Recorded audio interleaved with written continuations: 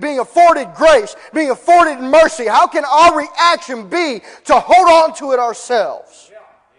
See, the story about the Lord and that unforgiving servant is that unforgiving servant was guilty and had a debt so big, but yet he would not forgive something so little. And you're like, yeah, but so-and-so said this, and so-and-so hurt me, and so-and-so did this, and my husband is this, my wife is this, my friend is this. And we say all these things, but none of us had to bear our own sin and our sorrow on the cross of Calvary. But Jesus did that for us. Jesus did that for us.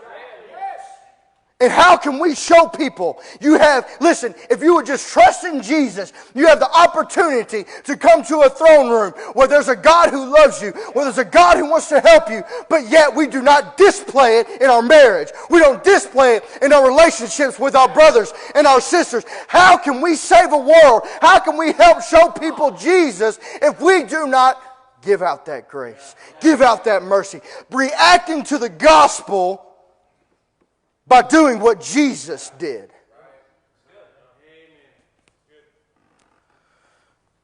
There must be a reaction to our opportunity to come to God, to come to the throne room. And as we close, Emily, if you want to come and play softly, and I'll have Brother Dusty come up. But just in closing, I just have a question for you. When is the last time you had a testimony in your heart about when you went to God's throne, asked Him boldly, begged Him, said, God, I need your help, and He helped you?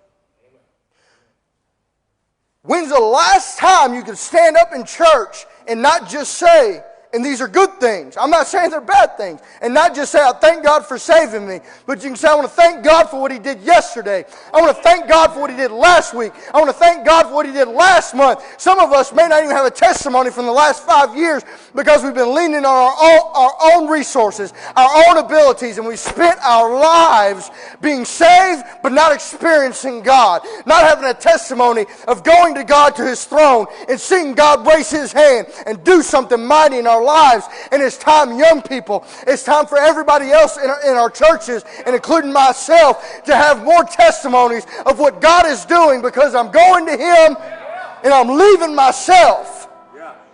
I'm going to God. I'm going to His throne. And I come to church and instead of coming to church like, I guess we'll go to church today. I guess we'll go worship God today. But you'll come to church, you'll say, I'm going to worship God, and it'll boil up in you. You'll say amen. You'll stand up. You'll shout. You might sprint around the room. You might just do this. You might just shed a tear. You might just come to the altar because you come full of a testimony of what God's been doing in your life, and you're not living on borrowed time. You're not living what God has done, but what God just did. What God just did. I want to live my life. Good, brother. Good preacher now. I've lived my life. There's been years where I just live on being saved. And I preach it. I say, you need to experience God, and the whole time I'm running on fumes.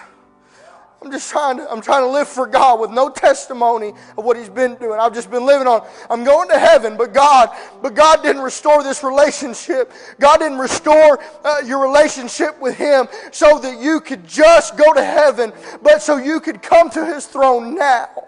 This isn't a promise for heaven. This is a promise. This is accessibility that is offered to you right now. And I want to live my life with consistent testimonies of what God is doing in my life. You want to stick in this thing? You want to have a song in your heart? You're like, well, I just don't feel that. I just don't. The songs just aren't moving me. I often find that it's me. I'm the one that is not going to God and experiencing Him for me to have that song in my heart, for me to have that tear in my eye.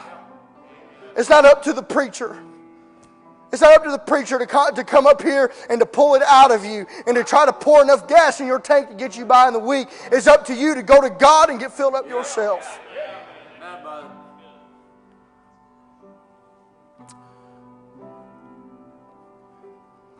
I want a new testimony. And young people, I pray to God, you will start now, tonight, and resolve in my heart. If you go to God tonight, you got something right now, go to Him now. Come back next Sunday, I'm challenging you with a testimony that God did something this week. Mark my words.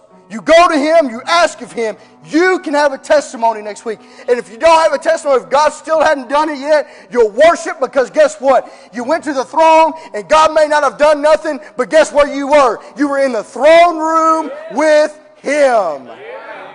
Sometimes God just wants us to come to the throne room because really it's not an answered prayer that we need. Really our heart isn't just begging for our prayer to be answered, but it's just yearning, desiring the peace and the joy that is in that place where we meet Him. In that place where we meet Him. Brother Dusty, I want to pray and you come, brother, or pastor.